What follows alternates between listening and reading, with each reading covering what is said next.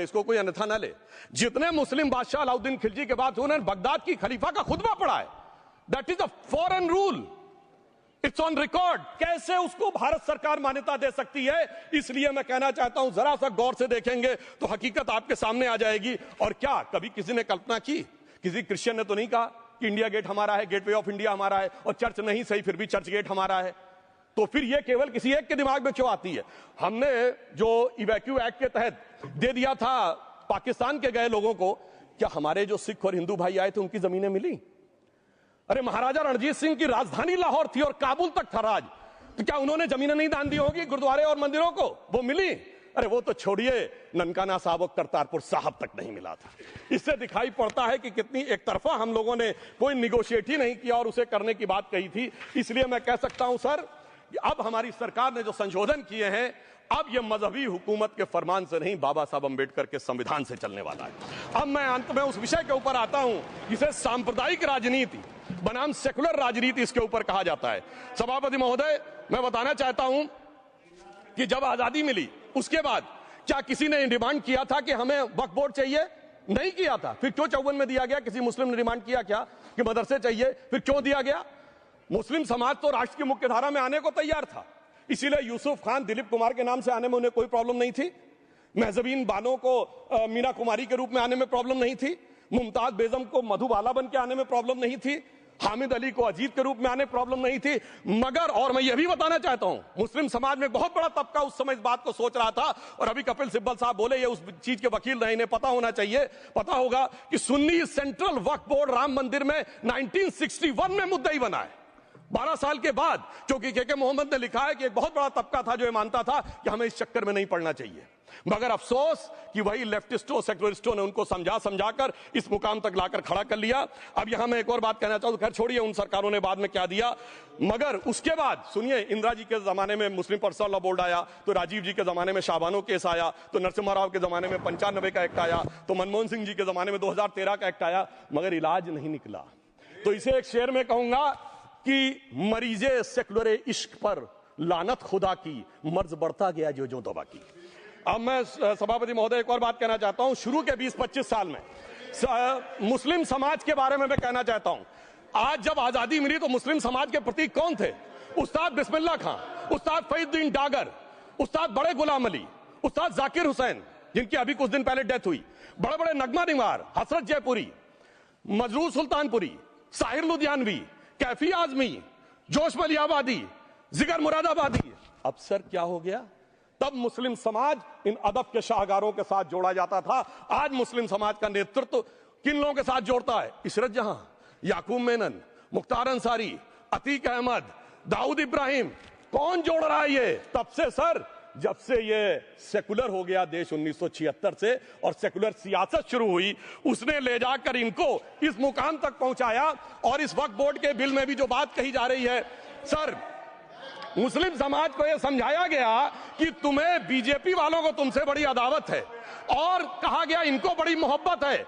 जब यह देश आजाद हुआ, मैं उत्तर प्रदेश का रहने वाला हूं, उत्तर प्रदेश में 1931 की सेंसस में 8% रेट ऑफ डेथ थी और सैयद मुसलमानों में 24% थी। यूपी की ब्यूरोक्रेसी में 20% थे। आज कहां चले गए सब?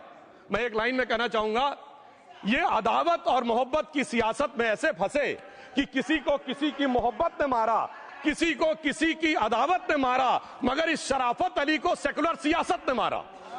और मैं सभापति महोदय एक और बात कहना चाहता हूं कि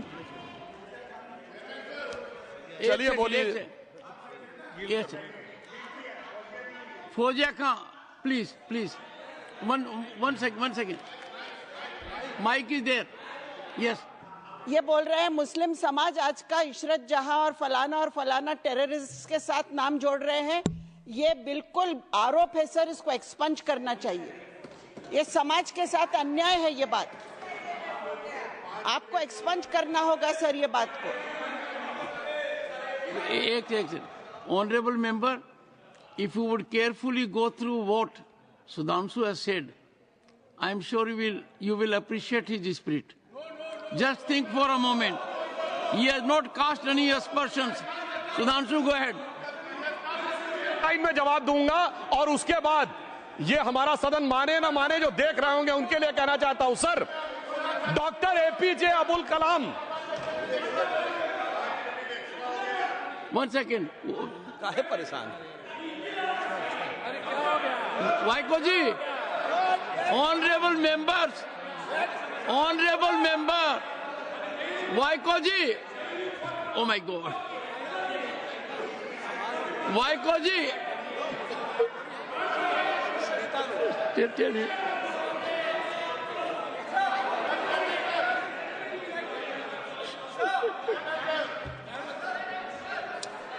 honourable SM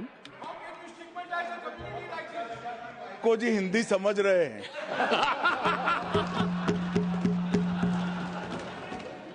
One second. Fauziya Khan. One second. First, I think. One second. Sir क्या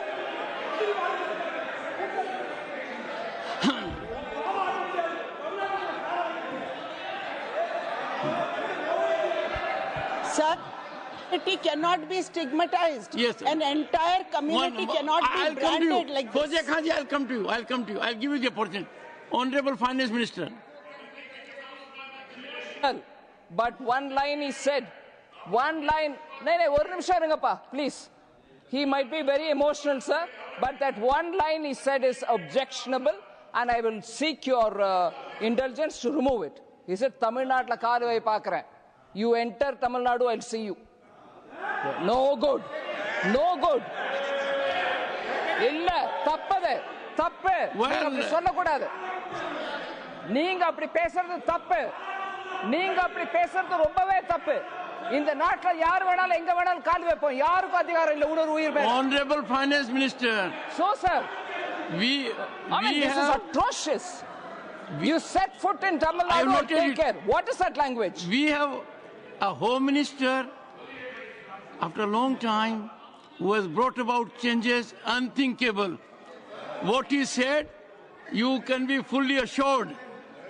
Yes, Honorable Home Minister. Yes, Jairam ji. Minister, Please. if the Honorable Finance Minister has found a statement objectionable, Jairam ji, the statement of the Honorable Member stigmatizing a whole community is objectionable. Oh. And what is worse, is the chairman lending respectability to that view. Oh my. That is even worse. Honorable That is even Home worse. Minister. मान्यवर, सुधांशु जी ने मुसलमानों के लिए कुछ नहीं किया है, India alliance के लिए किया है। अब मैं एक एक कर कर बता देता हूं। अरे सुनो ना भाई, आप सुनो तो। अरे दिग्विजय सिंह सुनिए, मैं खड़ा हूं ना अपने पैर पर। मान्यवर, सुधांशु जी ने कहा इशरत जहान, यही एनसीपी पार्टी ने इशरत जहान के घर पर जाकर रुपयों का इनाम भी दिया था और उसको शहीद बताया था। दूसरा कहा अतीक अहमद किस पार्टी से थे? इंडिया अलायंस की।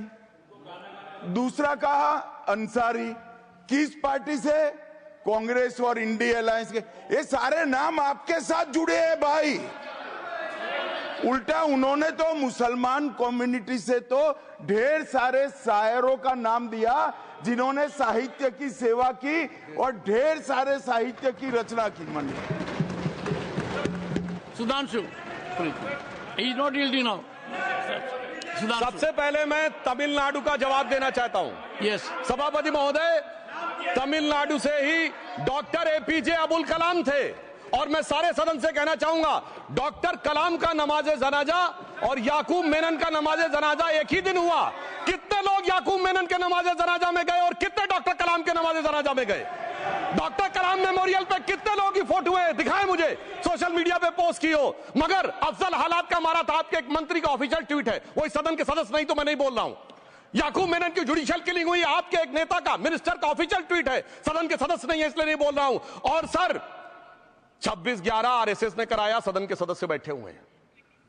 हाफिज साहब और और सुनिए, जाकिर नाइक शांति का मसीहा सदन में सदस्य बैठे हुए हैं। सर किसने जोड़ा? मैं नहीं कह रहा हूं जोड़ा, हमने किससे जोड़ा मैं बताना चाहता हूं। मैं अपनी बात, सर मैंने नाम किसी का नहीं लिया। सर आपने उड़ता तीर क्यों पकड़ लिया? सर मैंने नाम नहीं लिया, उड़ता तीर क्यों पकड़ लिया? सर मैं पूरी बात करूं। सर मैं कहना चाहता हूं, हमारी सोच मुस्लिमों के बारे में और इनकी सोच में क्या अंतर है। देखिए, जिन लोगों ने मुस्लिम हिस्ट्री नहीं पढ़ी उन्हें मैं बताना चाहता हूं। एक दो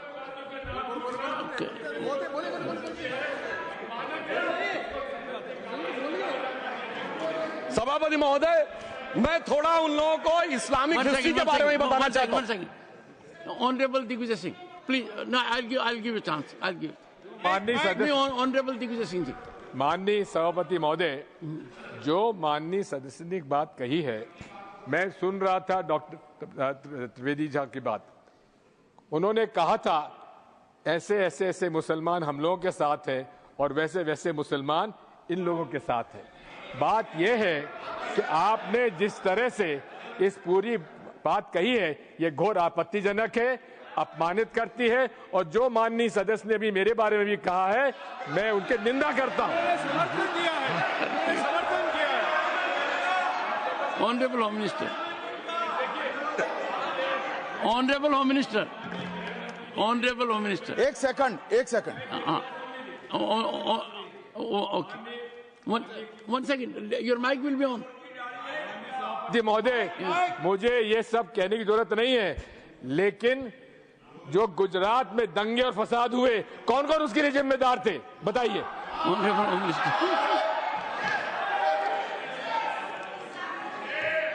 मान्यवर, मैं ध्यान से बारीकी से पूरे संवाद को सुन रहा हूं। माननीय सदस्य सुधांशु जी ने दिग्विजय सिंह का नाम नहीं दिया। अब वो खड़े होकर कहे मेरे बारे में कहा, इससे साबित हो गए।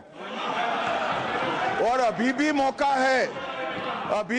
है, आपने नहीं कहा है कि 26/11 के हमले में आरएसएस का हाथ था, तो अभी खड़े होकर माइक चालू कराकर बुलवा दीजिए माननीय। और आपत्तिजनक बात है, मैंने ये बात कभी नहीं कही है, ये आप लोगों का प्रचार है। मेरी आपत्ति इस बात की थी कि सभी माननीय सदस्य ने और बात कही है कि अब हमारे तरफ ऐसे ऐसे मुसलमान थे और वैसे वैसे मुसलमान हम लोग की तरफ थे। ये पूरे समाज के साथ, पूरे अल्पसंख्यक समाज के साथ अपमानजनक बात है। और माननीय सभापति महोदय, आप बताइए, माननीय गृह मंत्री जी, आप वहां पर थे, गृह मंत्री थे जब दंगे हुए थे, तो आप लोगों का क्या रोल था, ये जन जाहिर होम मिनिस्टर। इनको मेरा हुआ ऐसा है कि मैं ही दिखाई पड़ता हूं। आपकी सुनिए, अब सुनिए ना दिग्विजय सिंह, सुनिए, एक मिनट सुनिए। दंगे शांत होने के बाद 18 महीने के बाद मैं गृह मंत्री बना। दंगा हुआ तब मैं गृह मंत्री नहीं था। सुधांशु त्रिवेदी संदर्भ में किसी का नाम नहीं लिया। अजीज बर्नी की किताब थी 2611 एंड आरएसएस कॉन्स्पिरेसी, कोई जाके चेक कर ले उसमें कौन कौन कहां था। अब मैं मुसलमानों के बारे में कहना चाहता हूं, मुस्लिम समाज के लिए। बहुत से लोग ऐसे हैं जिनको मुस्लिम समाज की हिस्ट्री नहीं पता है। मैं बताना चाहता हूं, भारत से जब न्यूमेरिक सिस्टम सबसे पहले गया तो अल जहार थे सबसे पहले, जिन्होंने जाके 1793 में जो सूर्य सिद्धांत था उसका अरबी में ट्रांसलेशन हुआ सिंध हिंद।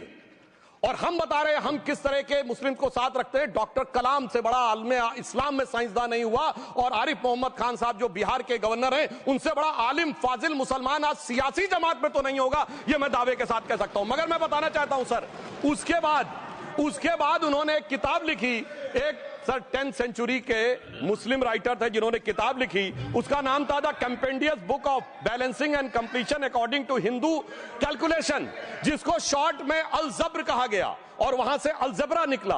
और सर उसके बाद अल ख्वारिज्म आया।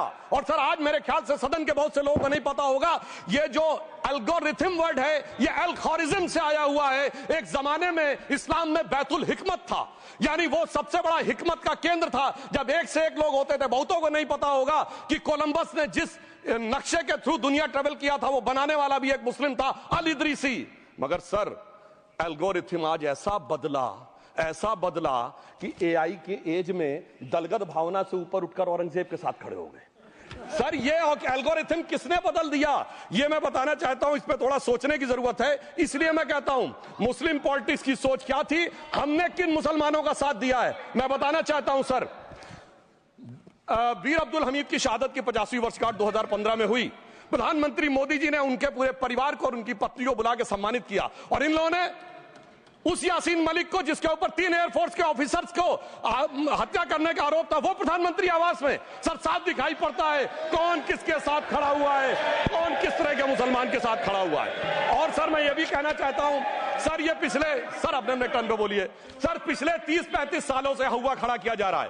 1990 में जब राम मंदिर आंदोलन हुआ, कहा गया बीजेपी आएगी उत्तर प्रदेश में खा जाएगी। सर बीजेपी आने के बाद उत्तर प्रदेश में जानते क्या हुआ? सर 22 साल से शिया सुन्नी के बीच में जो दंगे चलते थे और मदे साबा का जुलूस नहीं निकलता था, शिया समुदाय का मदे साबा का जुलूस लखनऊ में हमारी सरकार में निकलना शुरू हुआ। और उसके बाद कहा गया केंद्र में भाजपा आएगी तो खा जाएगी। सर अटल जी की सरकार आई, इतनी शानदार स्थिति रही। उसके बाद कहा गया गुजरात में आएगी तो भाजपा खा जाएगी। सर गुजरात का मुसलमान आज सबसे समृद्ध मुसलमान है, सबसे ज्यादा जकात वहां से आता है। उसके बाद कहा गया मोदी जी की सरकार आएगी तो क्या होगा? सर मोदी जी की सरकार आने के बाद हमारे साथियों ने बताया है अल्पसंख्यक समुदाय के 70% लोग हैं जिनको किसी न किसी एक योजना का लाभ जरूर मिला है। और सर फिर कहा गया सीए आएगा तो नागरिकता छिन जाएगी। सर उसके बाद भी आपने सब देखा, और सर हम बचपन में सुनते थे कि राम मंदिर बनने लगेगा तो मिडिल ईस्ट की देश पेट्रोल देना बंद कर देंगे। सर राम मंदिर भी बन रहा है, और भारत मिडिल ईस्ट कॉरिडोर भी बन रहा है, और अबू धाबी में भी मंदिर बन रहा है, और 4 मुस्लिम देशों ने सर्वोच्च नागरिक सम्मान मोदी जी को दिया हुआ है। इसलिए मैं कहना चाहता हूं सर, मर्ज हो तो उसका इलाज किया जा सकता है। जैसे हमारे यहां वैद धन्वंतर माने गए हैं, इस्लामी अकीदे में वैद हकीम लुकमान माने गए, तो कहा गया है उनके लिए कि इसमें क्या रखा है, देखे है जो तू आन के पास, बदगुमा वहम की दारू नहीं लुकमान के पास। यानी मर्ज का इलाज है, पर वहम का इलाज तो हकीम लुकमान भी नहीं कर सकते जो आपने पाल कर रखा है। मैं कहना चाहता हूं हम किन मुसलमानों की बात करते हैं? आप गंगा जमुनी तहजीब की बात करते हैं। सर दारा शिकोह औरंगजेब का बड़ा भाई था, उसने उपनिषदों का अध्ययन किया, संस्कृत में अनुवाद कराया और नाम रखा सिर्रा अकबर, यानी वर्ड्स ऑफ गॉड। मैंने किसी को दारा शिकोह की जयंती मनाते हुए नहीं देखा। मैं पूछना चाहता हूं बेगम बीबी ताज, उनके घर पे जाते किसी ने सुना? सर ये बताइए, आलम शेख, इतने बड़े कृष्ण भक्त के कवि, किसी ने सुना उनके घर पे जाते हुए? मलिक मोहम्मद जायसी, जिन्होंने पद्मावत लिखा, उत्तर प्रदेश के रहने वाले, उनके घर पे कोई गया? ये बताइए ब्रिगेडियर मोहम्मद उस्मान के घर पे कौन गया? आजमगढ़ में, गाजीपुर के रहने वाले थे, आज तक जाने वालों में नहीं दिखे। और मैं सर बताना चाहता हूं एक और बात, सर एक सैयद इब्राहिम रसखान हुए हैं, बहुत बड़े कृष्ण भक्त के कवि। सर जिन्होंने क्या लिखा, उन्होंने कहा मेरा अगला जन्म हो तो भी मैं कृष्ण भक्ति बनना चाहूंगा। मनुष्य बनूं तो ग्वाल बाले के रूप में, और पशु बनूं तो गाय के रूप में। उन्होंने कहा मानुष हो तो वही रसखान, बसों ब्रज गोकुल गांव के ग्वारन। जो पशु हो तो कहा बस मेरो चरो नित नंद की धेनु मजारन। सर उन्होंने कहा गायों के बीच में नंद बाबा की गायों में जन्म लेना चाहूंगा। मगर सर आज एक ऐसे नेता आए हैं इस देश में जिनको गायों से बदबू आने लगी है, तो उनके लिए मुझे मेरे मन में भाव आता है सर कि श्री रामचंद्र कह गए सिया से, ऐसा कलयुग आएगा, गोपालक श्री यदुवर कुल में एक ऐसा नेता आएगा जिसे बकरे कटने में खुशबू मिलेगी, गौ माता में बदबू पाएगा। रामचंद्र कह गए सिया से, कैसा कलयुग आएगा। अब सर मैं एक और बात भी कहना चाहता हूं, हम किनको मानते हैं? सर नजीर अकबराबादी को सुनिए, कृष्ण भक्त के लिए क्या कहा। सर मैं एक बोलना चाहता हूं, बुल्ले शाह ने क्या कहा? बुल्ले शाह ने कहा, अभी होली गुजरी है, उसने कहा था आज होली खेलूंगी मैं, कर बिस्मिल्लाह। उन्होंने आगे कहा अलस्तु भी रबिकुम, प्रीतम बोले, सब सखियों ने घूंघट खोले, नाम नबी की रतन चढ़ी, सुनिएगा, नाम नबी की रतन चढ़ी और बूंद पड़ी अल्लाह अल्लाह, आज होली खेलूंगी मैं, कर बिस्मिल्लाह। तो मैं भी कहता हूं अब बिस्मिल्लाह करिए, और उसके बाद हमारे इस सहयोग करिए, इस सकारात्मक उसका, वरना अल्हम्दुलिल्लाह जो हम मुसलमानों के लिए और देश के लिए करना चाहते हैं उसमें हमें सफलता जरूर मिलेगी। अंत में मैं सिर्फ ये कहना चाहता हूं सर, तमाम प्रकार की बातें यहां पर हुई, सकारात्मक और नकारात्मक, मगर अफसोस की बात यह है कि 1913 के वक्फ वाल औलाद से लेके 2013 के वक्फ वाल औलाद तक इनकी फितरत नहीं बढ़ती, क्योंकि सर ये तो पार्टियां ही अल औलाद है, तो इनको तो उससे बहुत ज्यादा वो होगी। पर मैं सिर्फ अंत में कहना चाहता हूं सर, अपनी सोच बदलिए। आप जिस कश्ती पे सवार होकर इस दरिया को पार करने की कोशिश कर रहे हैं, पिछले 75 साल में नहीं कर पा रहे हैं, 10-12 साल में बहुत हिचकोले खा रहे हैं, तो कश्ती और रास्ता बदलिए। तो इनके लिए अंत में एक पंक्ति कहते हुए बात समाप्त करना चाहूंगा कि इन्होंने कश्ती भी नहीं बदली, दरिया भी नहीं बदला, पर इन डूबने वालों का जज्बा भी नहीं बदला, पर है शौक के सफर ऐसा, एक उम्र हुई हमने, मंजिल भी नहीं पाई, रास्ता भी नहीं बदला। अब अगर नई मंजिल पानी है, नई मंजिल की नई सुबह देखनी है, तो मैं कहना चाहता हूं, आइए सबको साथ लेकर चलिए। और एक ऐसा वक्त आया है जब मैं जो हमारे किरण रिजिजू जी ने कहा था कि मैंने शम्मा जलाई हवाओं के खिलाफ, तो मैं प्रधानमंत्री मोदी जी की तरफ से कहता हूं कि हमें इल्जाम मत दीजिए, बहुत अफसोस होता है। हमें इल्जाम मत दीजिए, बहुत अफसोस होता है। बड़ी तरकीब से कश्ती यहां तक लेके आए हैं और बदल देते हैं हम दरिया की लहरें अपनी हिम्मत से। आंधियों में भी अक्सर चिराग हमने जलाए हैं। धन्यवाद।